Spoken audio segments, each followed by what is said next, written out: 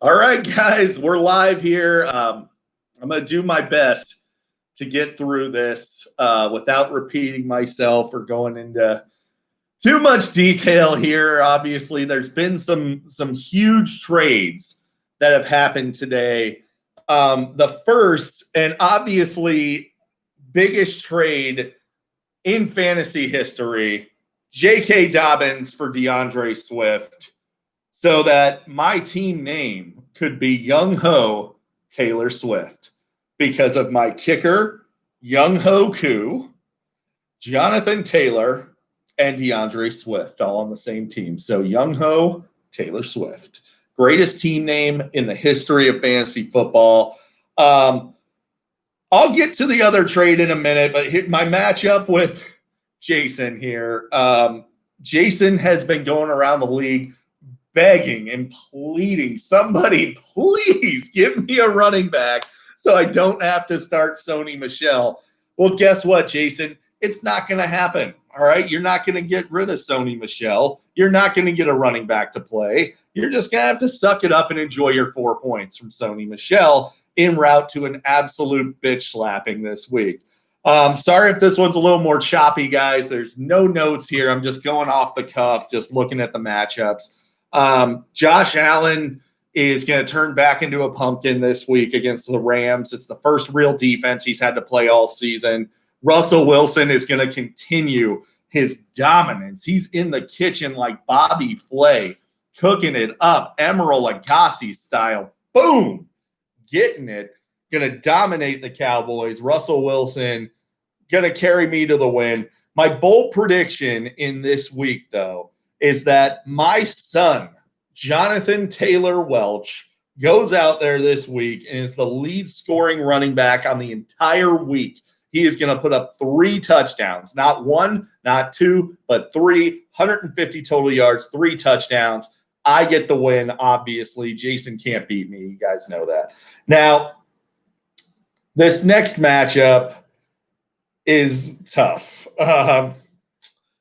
I didn't expect to have to do this one next. Power Belly, which is Jared, versus Baby Shark Poop, which is Tony. So, which is what Shark has been. He has been Baby Shark doo-doo so far this season. So, I like Aaron Jones this week. Unfortunately, he's not on Jared's team. Jared moved Aaron Jones for Christian McCaffrey, basically going all in on trying to destroy his roster. No, I mean, I get it. Jared's trying to go for a title. He's trying to win it all. It's a gutsy play. We'll see if it pays off for him in the long run. Now, in the short term, I really love Ryan Tannehill this week against the Vikings. I'm not kidding at all. I think he could have a huge game. I think Tony Jr. has some holes just in general. I mean, his team's not great. But there's really no way that Jared wins this matchup. I mean, Jerick McKinnon and James Robinson as his starting running backs. Look, I like James Robinson as much as the next guy, but I don't like him as my RB1. I liked him when he was on my bench. So, bold prediction in this one. Let's say that Jared Cook emerges this week. He is going to be the tight end 3 on the week. Top 3 tight end, Jared Cook. It's going to lead Tony Jr., Baby Shark Poop, to the W. Now, I'll save Reese and Steve for the end. Hang on. We got Black Tuna, John Vetri versus Aaron the whatever. You got, man, Tony Sr. would have been in shambles without Steve cutting Darrell Henderson.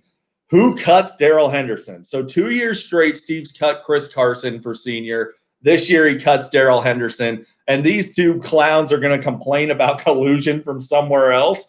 I mean, you're giving Tony Sr. an RB2 every single year. I mean, what are we doing? So, love Darrell Henderson. I think he has a big game, even against Buffalo. I like him. Aaron Rodgers set for a shootout with the Saints. I think T.Y. Hilton gets on board this week. I hate DJ Moore. I cannot stand him this week at the Chargers. Casey Hayward's going to be on him like a wet blanket.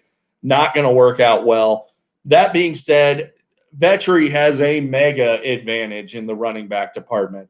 Zeke Elliott, Austin Eckler, Miles Sanders, all super easy matchups. He's going to have a field day with those guys. Now, my bold prediction in this one, I'm going to have to say Terry McLaurin, Scary Terry, roasts Tony Sr.'s own Cleveland defense to the tune of 130 yards and 2 scores. Terry McLaurin cannot be stopped. He can only be contained. And unfortunately, it's just not going to be enough. The running back advantage is too much. John gets the W here. Now, Cobra Kyler versus your deepest fantasy. So I have a feeling Justin's deepest fantasy is winning a game at some point this year. I'm not sure if that's going to happen or not. But let's take a look and dive in and see if we can figure that out for him. Now, Dak Prescott at Seattle, that's a great matchup. It's going to be a shootout. Dak's not going to do anything until the second half when they're down by 40, and then he'll start throwing points up. I don't know what's going on with Michael Gallup. I really don't. I don't know why Dak doesn't throw him the ball. He's probably the second best receiver on that team behind CeeDee Lamb. So I'm not sure why Gallup doesn't get targets. I don't like Odell at all. I think Odell will, by the end of this year, will be in the free agent pool. He's not a good wide receiver, and he has a terrible quarterback throwing him the ball in a run-first offense. I'd temper my expectations on Leonard Fournette as well. Evan Ingram is approaching droppable territory also. Even with Saquon out, the guy's not doing anything. I mean, you got to do more than that, Evan Ingram. So on to Joe's side of things. Of course, Joe, the freshly minted Aaron Jones owner, all of a sudden, Joe's team that looked like looks like a contender again. Joe is a realistic contender. I mean, his team's nowhere near as good as mine, so he's not going to win it all, but, you know, he can make the playoffs with this team for sure. My bold prediction here in this game is going to be Kyler Murray against Detroit is going to rush for over 100 yards. He's going to. They're not going to have any answer for Kyler Murray. Joe gets the W.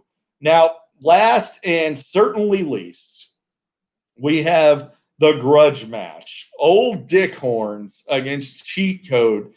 I mean, really, Steve, is Lamar Jackson a cheat code? He's the QB 11. I mean, honestly, this is a matchup between Gardner Minshew and Lamar Jackson. And I'm looking at thinking Minshew might score more points. He very well might. In fact, that's my bold prediction. Minshew outscores Lamar Jackson.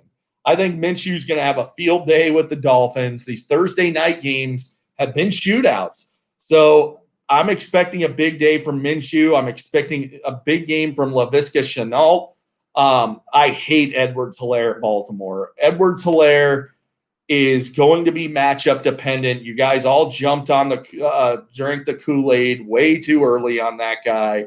He beat up on a Texans defense that absolutely sucks.